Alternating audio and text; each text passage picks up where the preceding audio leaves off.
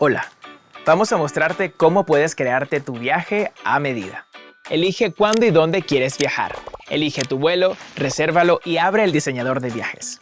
Decide todo lo que quieres hacer y organízalo a tu manera creando tus rutas. Encuentra tu alojamiento perfecto entre nuestras opciones de hoteles y propiedades. Añade un transfer para llegar de una forma cómoda y rápida a tu alojamiento. Busca una actividad, un lugar que visitar, una experiencia para disfrutar de tu tiempo libre. Agrega a tu ruta los restaurantes para disfrutar de la comida local. Reserva los servicios que puedas necesitar como niñeras, asistentes personales, guías turísticos. Decide con quién quieres disfrutar de tu viaje, si solo, con amigos de siempre o con nuevos amigos de la red social. Seleccionando los perfiles por edad, idioma, lo que quieras.